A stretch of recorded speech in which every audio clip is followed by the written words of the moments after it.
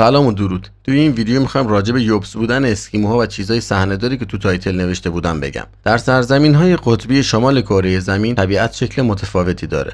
آدمایی که در این سرزمین‌ها زندگی میکنن به اسکیمو معروفن و از نظر فرهنگ، عادت‌ها و حتی ویژگی‌های فیزیکی با ما تفاوتایی دارن. شغل اصلی اسکیموها شکاره و اندام کوتاه و پهنشون به اونها کمک میکنه تا در شرایط سخت قطب به راحتی دووم بیارن. اسکیموها شاید بهتر از هر قوم دیگه‌ای مفهوم خانواده و همبستگی در این کوچکترین سلول جامعه رو درک کرده و تمام تلاش خودشون رو برای حفظ اون به کار میبرن. با این حال مفهوم زندگی از جمله ازدواج در این مناطق با اون چیزی که ما تجربه میکنیم متفاوته. چون ازدواج یکی از بهترین راهکارهای اسکیموها برای حفظ بقا. تشکیل خانواده در میان اسکیموها خیلی آسون و بی دردسر و طبیعیه که تو چنین جامعه‌ای طلاق به شدت مورد انتقاد قرار بگیره. تو خانواده اسکیموها مرد یا زن برتری ندارن و هر کدوم از اونها میتونن درخواست طلاق بدن. منتها طلاق بین اسکیموها با اون چیزی که ما تو زندگی روزمره خودمون شاهدش هستیم واقعا تفاوت زیادی داره. از اونجایی که زنها نقش کلیدی در حفظ امنیت و بقای خانواده ایفا میکنن، طلاق اسکیموها معمولاً به معنای تغییر همسره، نه اینکه جدا و تنها بشن. این روش راهکار جایگزین اسکیموها برای طلاق و در عین حال امنیت و بقای جامعه رو به خطر نمیندازه. یه نکته جالبی هم هست که چون ازدواج اسکیموها از مهمترین بخش‌های زندگی اونهاست، از همون اول که متولد میشن برای هر اسکیمو از سمت خانواده همینجوری رندوم یه همسر انتخاب میکنن. این کار به صورت غریزی به پدر و مادر اطمینان میده که فرزندشون در بزرگسالی از خطرات مختلف در امان میمونه. دخترها بعد از اینکه به سن بلوغ جسمی رسیدن میتونن ازدواج کنن، اما پسرها برای اینکه زن بگیرن باید بتونن توانمندی‌های خودشون رو تو شکار ثابت کنن و در کل یه جورایی ازدواجشون قراردادیه، چون مجبورن تو شرایط سخت زندگی در خود مثل شکار و گرم نگه داشتن خانواده به همدیگه کمک کنن. البته که همیشه هر جا یه سری‌ها هستن که شل میکنن و عاشق میشن که اینا بحثشون جداست. مراسم ازدواج اسکیمو به چه صورته؟ در کل اسکیموها زندگی خیلی ساده‌ای دارن و در بند تجملات و تعارفات نیستن. عروس و داماد از بچگی برای همدیگه مارک شدن و هر موقع به قدر کافی بزرگ شدن میتونن با هم ازدواج کنن. تو این مرحله پسر معمولا به همراه پدر همسر یا پدر خودش به شکار میره تا تمام فوت و فن شکار و مراودات اقتصادی و فرهنگی جامعه رو یاد بگیره. دختر هم در زمینه شکار و نگهداری از خونه و خانواده تمرین میکنه و ازدواجشون بعد از تولد اولین فرزندشون رسمی میشه. معمولا هم خانواده و دوستانشون بهشون هدیه و شاباش ماباش نمیدن، همینجوری دست زنتو میگیری میری لای یخا. جز تو موارد خاص ممکنه خانواده ها مقداری گوشت شکار، میوه، پوست حیوانات و نهایتا تجملاتی از جنس استخون حیونا رو به عنوان هدیه بهشون بدن. خب اینجا میخوام راجع به اون چیزی که شما به خاطرش ویدیو رو پلی کردین بگم.